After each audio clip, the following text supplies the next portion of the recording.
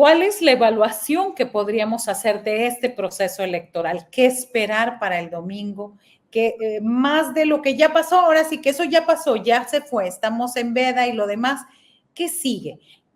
¿Cuál es el llamado que hay que hacer a las y los ciudadanos?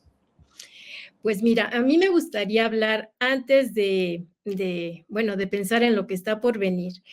Me encantaría compartirle a tu audiencia, a ti, pues como un pequeño mosaico de lo que está en este momento sucediendo. Te hablaré brevemente de 5 cosas, ¿no? Que pienso que son importantes.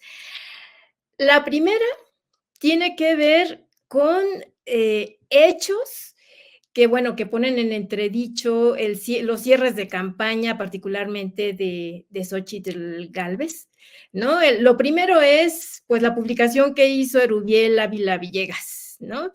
El exgobernador del Estado de México, en el que señala que Xóchitl Gálvez le pidió interceder por su hermana, ¿no? Por Jacqueline Manali Gálvez Ruiz, para que la liberaran en el momento en que fue acusada de secuestro, ¿no?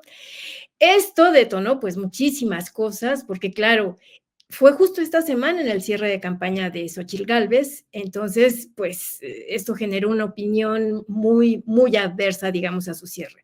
La segunda cuestión, en esta misma línea, es, no me voy a meter con las cuestiones de hijos, de familia y demás, pero sí este gran chisme que surgió en términos de un familiar de Xóchitl Gálvez bueno, que fue capturado en un video en el que está yendo de festejo a Punta Mita y que se gastó $1,000,000 solo en la renta de un espacio que duró 3 días para celebrar su cumpleaños. Entonces, todas estas cosas, pues han hecho mucha mella y mucho ruido. Luego, la segunda cuestión que yo entiendo que en Tamaulipas están muy interesados en conocer lo que sucede ahí, pero estas cosas también tienen impacto allá. ¿Y qué es lo que está sucediendo también en la Ciudad de México? ¿No? En la disputa por la jefatura de gobierno de la Ciudad de México. Resulta que recién también en estos días apareció una denuncia ciudadana, vale la pena decirlo, en contra de Santiago Taboada, en el que se le acusa a él de haber envenenado el pozo Alfonso XIII, que justamente contaminó el agua de la delegación Benito Juárez, que él era el alcalde de esa delegación, pues para generar ruido, para generar la idea de que el gobierno de la Ciudad de México no podía controlar el tema del agua y tal, pero ya apareció el tema real y resulta que por órdenes de él y a través de su jefe policíaco, César Deras Barriento, conocido como el jefe Goliat,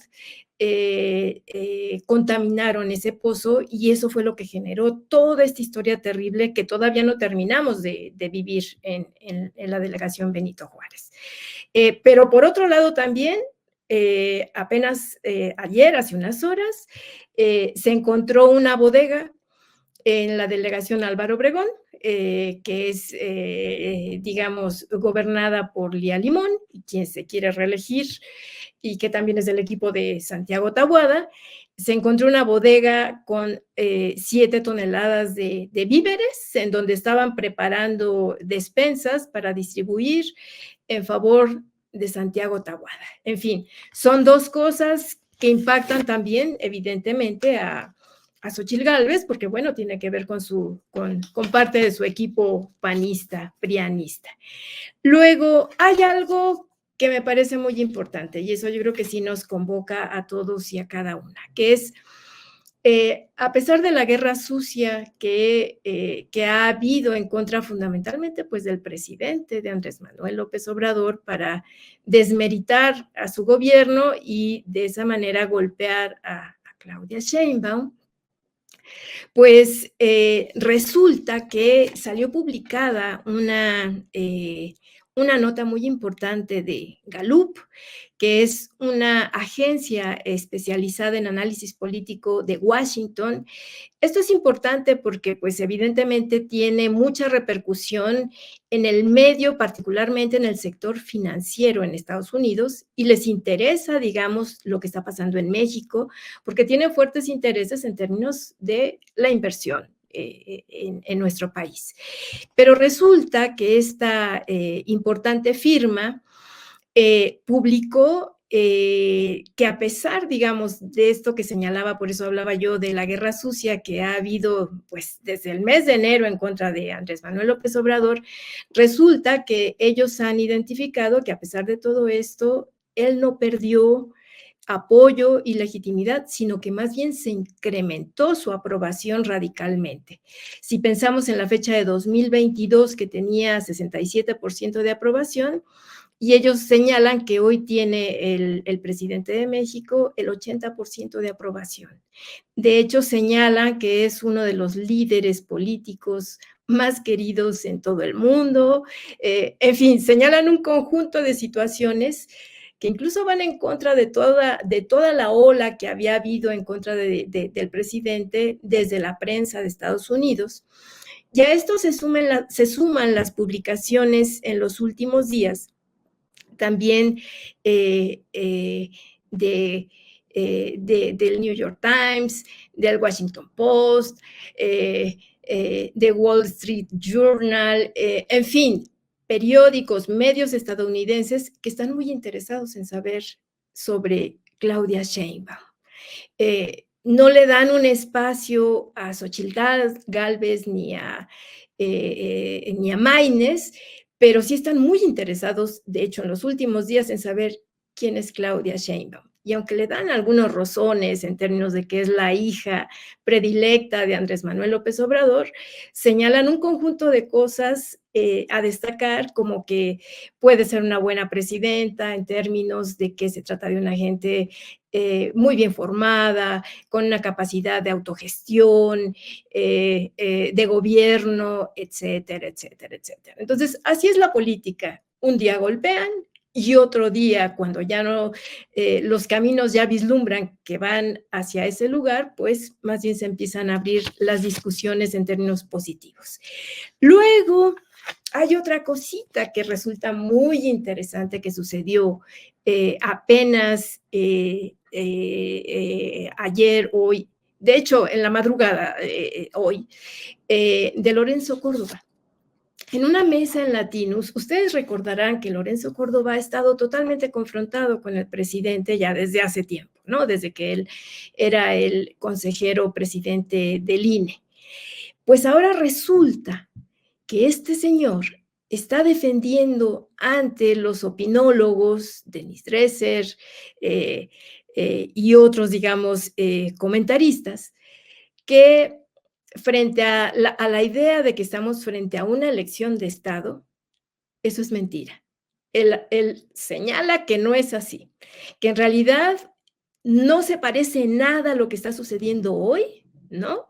A lo que sucedió en 1988, que el gobierno de hoy no está manipulando la elección, no está interviniendo la elección, incluso en la mesa, esto que estás poniendo en este momento aquí conmigo, pues claro, los opinólogos se van en contra de Lorenzo Córdoba señalando que, o sea, porque ellos están apostando por la judicialización de la elección de este domingo. Vemos ese fragmento, ¿te parece, Connie, para que podamos tener el contexto con la gente para... Dame un segundo. Aquí está. Aquí está. Un segundo. Ahí va. Aguas con las palabras. Para mí, hablar de elección de Estado es lo que teníamos. Y no tenemos lo que teníamos, perdón. Aquí sabemos perfectamente dónde venimos. En el pasado, el gobierno organizaba las elecciones, decidía quiénes contaban los votos en las casillas y al final del día manipulaba los resultados a su antojo. Eso ya no ocurre en México. Discrepo de ti en cuanto a que esto no es una elección de Estado, porque en mi interpretación, elección de Estado, sí, era lo que había en el pasado, y veo a un partido en el presente intentando resucitar esas viejas prácticas con pretensiones claramente hegemónicas y copiando lo que hacía el viejo PRI antes de la transición, que es poner todos los recursos que tiene a su disposición el partido en el gobierno, utilizando los servidores de la nación, los programas sociales, que por cierto, se adelantaron los pagos antes de la elección, manipulando a las instituciones electorales para que estén más de su lado, presionando así el descrédito absoluto de la oposición, inventando, mintiendo sobre la oposición, utilizando a los gobernadores para que espectaculares, camiones, final de Claudia Sheinbaum. Eso para mí reproduce los vicios de una elección de Estado. Perdón, nada más una cosa. Tienes toda la razón, Denise, pero también durante los gobiernos del PAN y del PRI, en la época de la transición, se usaban políticamente programas sociales, se acarraba gente a los mítines. A ver, no hay equivalencia, Lorenzo, perdóname, pero no es más lo grave mismo. lo que está pasando. Me parece mucho más grave lo que está pasando. Pero yo creo que y no estoy haciendo una defensa del PRI del PAN. Pero no estamos como en 88, perdón. No, y esas eran elecciones de Estado. Hay elecciones irregulares, hay elecciones cargadas, pero elección de Estado quiere decir, y yo digo, de veras, tengamos cuidado con esto. Elecciones de Estado son en donde el voto de los ciudadanos es lo último que cuenta. Y aquí los votos sí van a contar.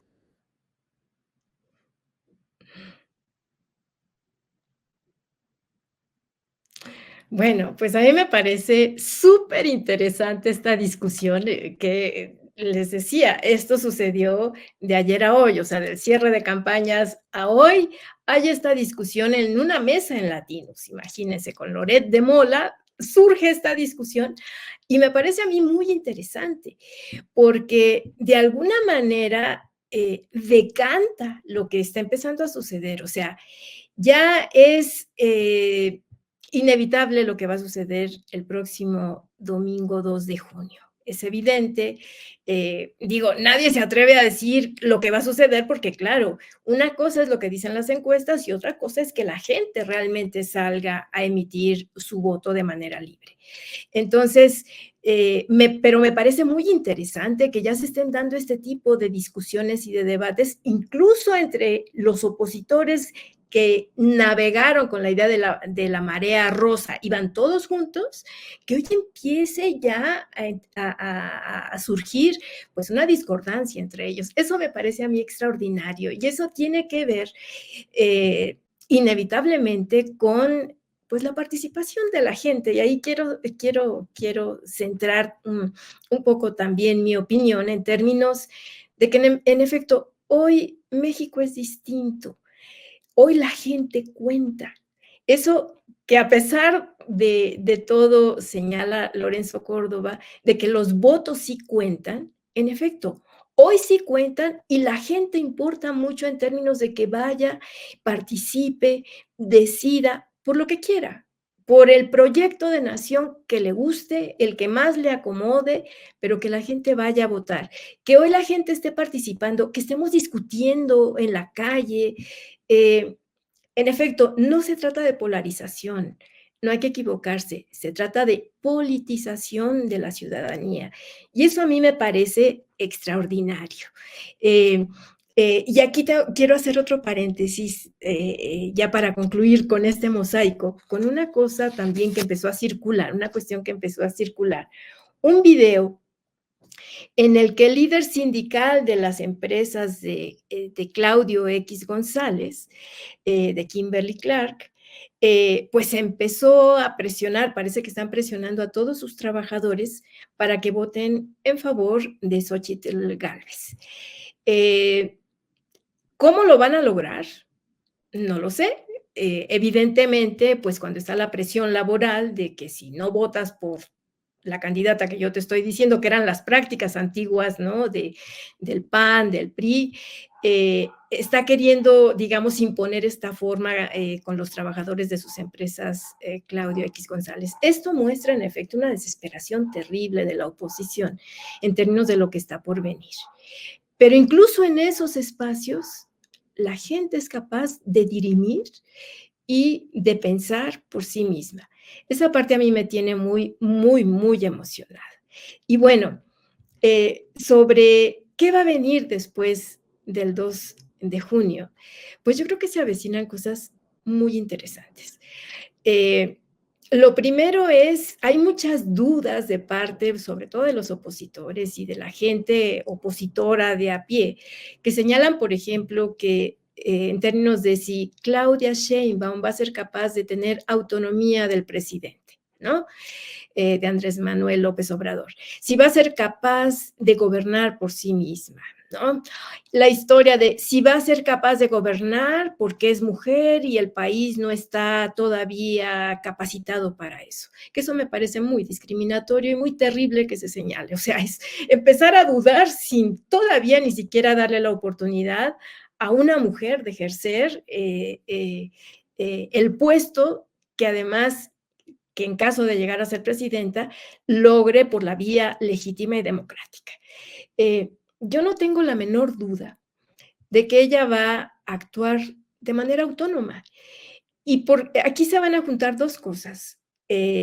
Por un lado, en efecto, el presidente se va a ir y mucha gente duda que él no vaya a intervenir y que va a haber una especie de continuidad con el poder detrás de la silla presidencial, etcétera, etcétera. Yo no lo creo así y quiero hacer mi apuesta en algunas cuestiones. Yo estoy convencida de que Claudia Sheinbaum, en caso de llegar a la presidencia, va a modificar el tema de la militarización en el país. Y miren en qué momento lo digo y queda grabado, y si me equivoco, pues ya me lo dirán, ya me lo recriminarán. Pero yo sí considero que va a empezar a hacer modificaciones para cambiar a la Guardia Civil en términos de convertirla en una policía civil. Y bueno, otra vez, de esos males necesarios como García Harfuch, digamos, lo que aparece es que lo necesita justamente para autonomizar a la Guardia Nacional de las fuerzas militares. Yo pienso que eso va a ser algo que va a comenzar a hacer, por supuesto, no lo va a hacer mañana, pero yo pienso que en 3 años vamos a empezar a ver cómo empieza a modificarse, cómo empieza a desmilitarizarse el país en el sentido de esta idea de que las fuerzas militares sean, digamos, las que organizan el orden de la seguridad pública. Yo sí pienso que lo va a comenzar a hacer. Lo hizo en la Ciudad de México. Tiene una Guardia Nacional que le permite hacerlo, pero con una dirección civil. Sí pienso que lo va a hacer, pero por supuesto que no lo puede anunciar en este momento. Son cosas que no puede decir en este momento, pero que ella está convencida de que es necesario hacerlo. Eso no implica que no va a dejar de utilizar justamente a las Fuerzas Armadas en el terreno de lo que sí deben de hacer, que es ocuparlas en cuestiones de construcción, obviamente, de cuidado de la soberanía del territorio nacional, todo ese tipo de cuestiones, pero que además no tenemos mucho que cuidar, porque si los Estados Unidos decidieran, en caso de que llegue Trump, toco madera, pero bueno, en caso de que llegara, pues instrumentarían mecanismos si quisieran intervenir, que nuestra fuerza militar no tendría nada que hacer. Pero yo sí creo que Claudia Sheinbaum va a hacer muchos ajustes y ya lo iremos viendo. Entonces, el escenario se ve muy complicado, va a tener muchos problemas, pero yo sí creo que va a construir un espacio plural, más incluyente, que va a hablar con los opositores, que evidentemente va a tratar de gobernar con los opositores, y que las cosas pues van a tener continuidad, pero con cambio, exactamente como se señala. Y una última cosita, Marta Olivia, es posible que los opositores intenten judicializar la elección. Yo diría, no la federal. Yo creo que ellos van por la judicialización de la Ciudad de México, porque para ellos constituye, digamos, un espacio fundamental para 2030. Pero, pues bueno, ahí esperemos que la ciudadanía pues salga a la calle, que votemos todos por quien queramos, pero que salgamos todos a votar para evitar este tipo de cuestiones. Así es, esa es la apuesta. Al final es acudir a dar, que no decidan por nosotros, que no decidan, que no se marquen, que no sé qué. Y repito lo que comentaba en la mañana en Rompeviento, que dicen que andan buscando guardias en los panteones, pues para que los muertos, por favor, ese día absténganse, no vayan a votar. Así que esperemos que suceda lo mejor y por lo pronto llamar a votar por el candidato, la candidata que ustedes gusten. Gracias, doctora. Gracias por estar con nosotros. Bienvenida y bueno, nos vamos poniendo de acuerdo. Claro que sí, muchísimas gracias y un saludo grande y un abrazo a tu audiencia, a ti y a tu hermoso equipo de trabajo.